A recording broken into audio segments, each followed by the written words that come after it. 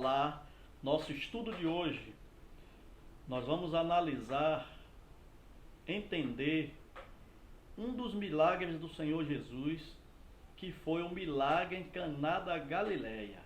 Se você estiver com sua Bíblia aí, pegue a palavra de Deus, que nós vamos ler para entender com a orientação do Espírito Santo.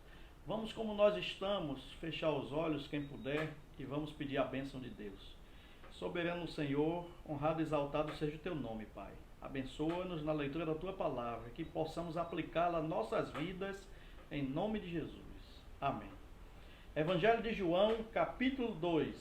Evangelho de João, Novo Testamento, capítulo 2. Pegue sua Bíblia e vamos ler então.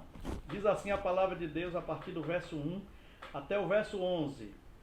3 dias depois houve um casamento em Caná da Galileia, achando-se ali a mãe de Jesus. Jesus também foi convidado com os seus discípulos para o casamento. Tendo acabado o vinho, a mãe de Jesus lhe disse: eles não têm mais vinho.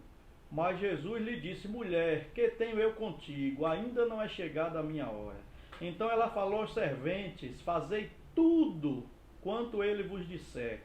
E estavam ali 6 talhas de pedra que os judeus usavam para as purificações. E cada uma levava 2 ou 3 betretas, que são medidas em aproximadamente 20 litros cada um. Jesus lhes disse: enchei de água as talhas, e eles as encheram totalmente. Então lhes determinou: tirai agora e levai ao mestre-sala. Eles o fizeram. E tendo o mestre-sala provado a água transformada em vinho, não sabendo de onde viera, se bem que eu sabia os serventes que haviam tirado a água, chamou o noivo e lhe disse: todos costumam pôr primeiro bom vinho, e quando já beberam fartamente, servem o inferior. Tu, porém, guardaste o bom vinho até agora. Com estes sinais, ou com este sinal, deu Jesus princípio a seus sinais em Caná da Galileia. Manifestou a sua glória, e os seus discípulos creram, acreditaram nele. Muito bem, nós temos aqui algumas lições para extrair desse texto, e é um texto muito conhecido, que é o milagre da água em vinho em Caná da Galileia. Era uma festa de casamento, e em festas de casamento daquela época tinha alguns ingredientes importantes. Um deles era o vinho. E outro detalhe, o noivo convidava as pessoas para dias e mais dias participando da festa. Normalmente era uma semana antes do casamento e uma semana depois. Você já imaginou se hoje fosse assim? Haja grana, né? Mas vamos entender. O texto diz assim: Maria, a mãe de Jesus, foi convidada para a festa. E Jesus também foi convidado. Ou seja, a convidada principal foi Maria. Jesus foi junto. Só que quando chegou lá, aconteceu um problema sério para a época e para a festa. E hoje também, se acontece isso, se falta uma coisa, ninguém gosta, mas é mais fácil providenciar. Só que naquela época era muito difícil. E aí se olha para um lado e para o outro e acabou o vinho. É o tipo da festa onde vai mais convidados do que você fez a projeção. Isso acontece. Naquela época também acontecia isso. E Maria, a mãe de Jesus, olha para ele e diz assim: o vinho acabou. Agora, interessante é o seguinte, que não é Jesus que era... Jesus é mais um convidado, não era nem um convidado especial.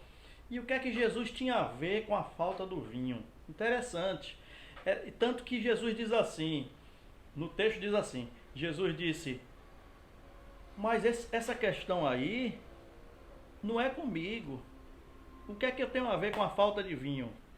Aparentemente é isso que ele está dizendo, mas o que Jesus disse, originalmente falando mesmo, no verso 3, no verso 4, mulher, Jesus diz: o que é que tenho eu contigo? Ainda não é chegada a minha hora. A hora de Jesus fazer o maior milagre era na cruz.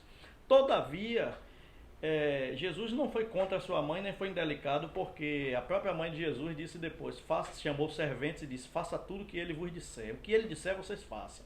Então, o que Jesus estava dizendo para Maria, naquele capítulo, no verso 4, quando ele disse: mulher, o que eu tenho eu contigo, ou com isso? É como ele dissesse o seguinte: veja bem, olha, isso aí é uma questão que você não deve entrar, porque ninguém pode resolver. É como se Jesus tivesse dito: só eu posso resolver. É tanto que ele resolveu sim. chamou os serventes e disse: olha, encham de água esses potes aí vazios, antigos, olha, uns potes que ninguém nem usava de vez em quando na purificação do templo, nos rituais. E Jesus mandou encher de água. Agora acontece o seguinte: os serventes encheram, e ali diz assim, que eram 3 potes. Olha, estavam ali 6 talhas, na verdade eram 6, e cada uma cabia mais ou menos 20 litros, ou seja, 120 litros de água. Aí Jesus mandou encher, e quando encheu, ele mandou provar. E quando o mestre-sala era o mestre de cerimônia. Se a gente vai para casamento, tem alguém que é o condutor, o mestre de cerimônias. Aquele homem era mestre das cerimônias.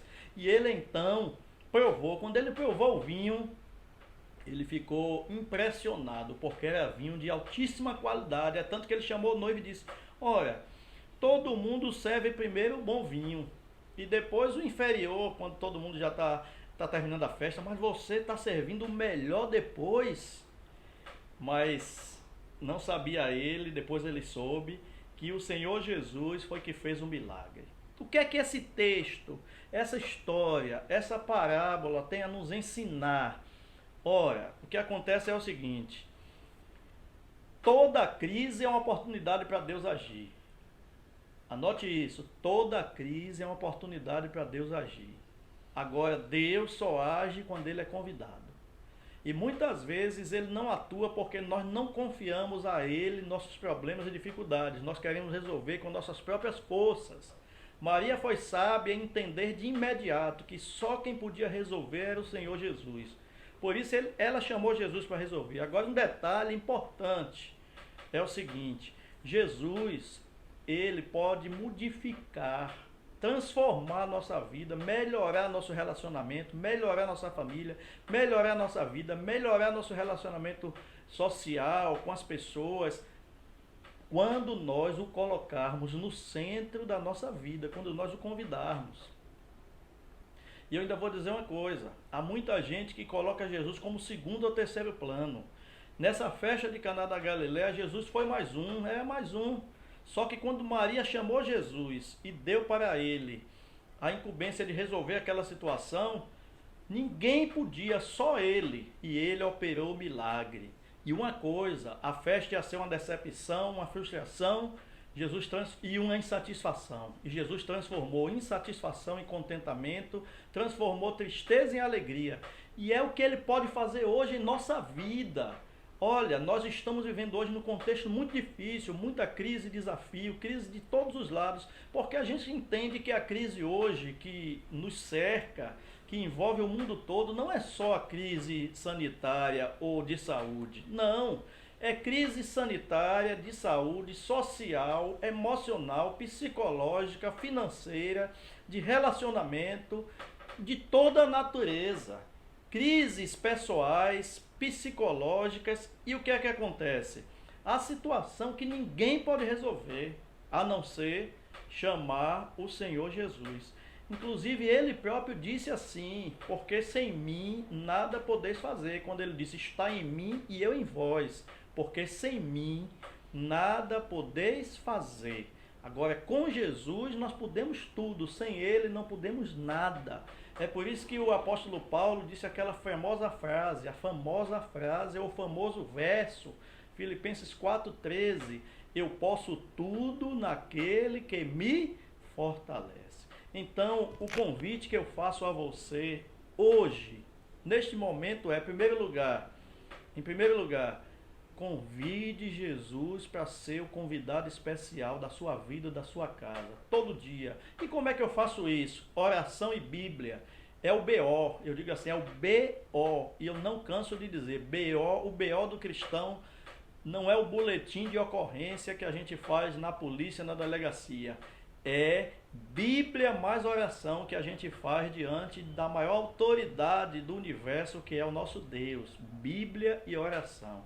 Outra coisa, além de você convidar o Senhor Jesus, faça o seguinte: você aproveite a oportunidade que Ele está te dando. Em toda crise, Deus nos dá a oportunidade de quê?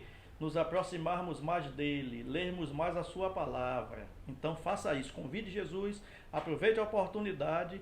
E em terceiro lugar, Apresente para as pessoas que você conhece, que estão atônitas com a situação que estamos vivendo na atualidade, estão preocupados, e o mundo de um modo geral está preocupado. Apresente a solução. Qual é a solução? Jesus é a solução. Ele pode transformar água em vinho e do melhor. Ele pode transformar uma situação muito difícil numa situação confortadora. Portanto, lembre-se, convide Jesus. Depois de você convidar o Senhor Jesus, aproveite os desafios que Ele está te dando e testemunho dele. Apresente a solução que é Jesus Cristo. Que Deus abençoe você, sua família. Que Jesus não seja mais um convidado, mas que Ele seja em sua vida, no seu lar, o convidado especial, aquele que vai fazer a diferença na sua vida, porque Ele disse: em mim nada podeis fazer, agora comigo você pode todas as coisas. Deus abençoe você, sua família, e aproveite também, se não tiver inscrito, se inscreva, compartilhe esta mensagem de salvação. Um abraço e até a próxima, só que dessa vez eu gostaria de fazer uma oração com você. Vamos orar. Soberano Deus, honrado e exaltado seja o teu nome. Abençoa esse amigo, esse irmão, essa família, a cada um de nós, em nome do Senhor Jesus. Amém. Deus abençoe. Até a próxima.